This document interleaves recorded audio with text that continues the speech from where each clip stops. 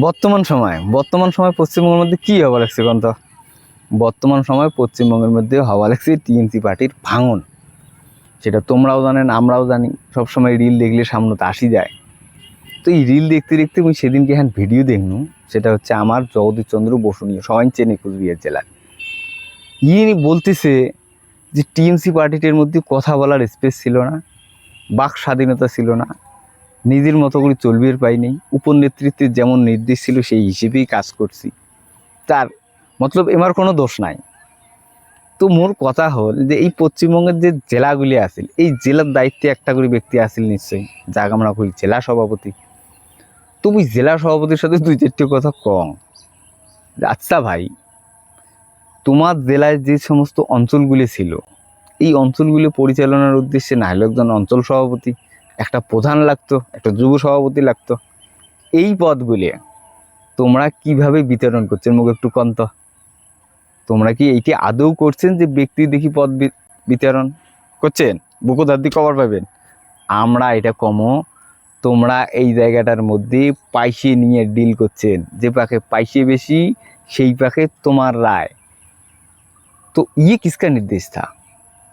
এই সমস্ত নির্দেশের ফলেই তো গ্রাউন্ড লেভেলে তো সংগঠনটা হালকা হয়ে গেছে না, সাধারণ মানুষের ক্ষতি হয়েছে। এই ঘুষখোর ঠুসখোর লোকগুলি পাইসে দিয়ে তোমার পথ কিনে নিছে, নিয়ে তো আজকে টিএমসির এই ভরাডুবি এই অবস্থা। তো আজকে যদি তোমরা কোনো আমার বাক স্বাধীনতা ছিল না, আমার মতো করে আমার চলিয়ে পায় নাই, আমার কোনো দোষ নাই, মানুষ এটি বিশ্বাস করবে? এটা সত্য যে তোমরা পাইসের বিনিময়ে পদ বিতরণ করছেন, বেশি হয়েছেন। সত্য কথা। এই জন্যে ইয়ের কারণে আজকে তোমরা ওই ডিমের ঢেলগুলি খাওয়া লাগছে। তোমার জন্যে আমার কোনো সহানুভূতি নেই।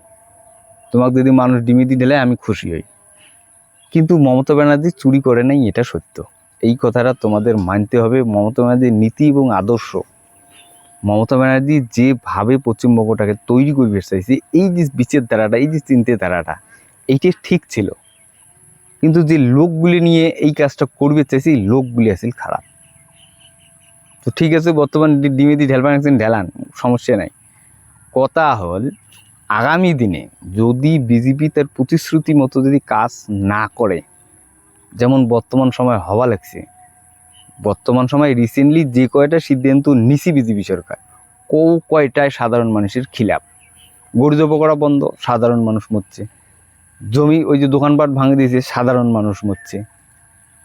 তারপরে হোকার উচ্ছেদ করছে, সাধারণ মানুষের ক্ষতি হয়েছে। বর্তমান সময় যেটা বলা লাগছে যে টোটো নাকি রাস্তায় উঠতে পারবে না, হাই রোডে চড়তে পারবে না, কার ক্ষতি হবে? সাধারণ মানুষের ক্ষতি হবে। এই সরকারটা যে কয়টা সিদ্ধান্ত নিচ্ছি, কয়টা সিদ্ধান্তই সাধারণ মানুষের বিপরীত, ক্ষতি করার জন্য নিয়েছে। তো তোমরা আগামী দিনে কি করবেন? একটা অন্নপূর্ণা ভাণ্ডারের টাকা দিতে চাইছে, ও প্রথম কিস্তি দিয়ে আর খবরে নাই, খালি টাল বাহানা চলাইছে।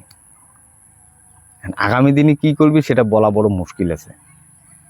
তো কথা হওয়া লাগছে তোমার সাথে, গ্রাম লেভেলের যে সমস্ত ব্যক্তি আছেন, যাই ডাইরেক্ট ভোটার গ্রাম লেভেলের, তোমার সাথে যে ভাই এলা তোমরা কি কন, এই পার্টিটি ধারায় কি পশ্চিমবঙ্গের বা আমার উন্নতি হবে না এটা পরিবর্তন করা হয়?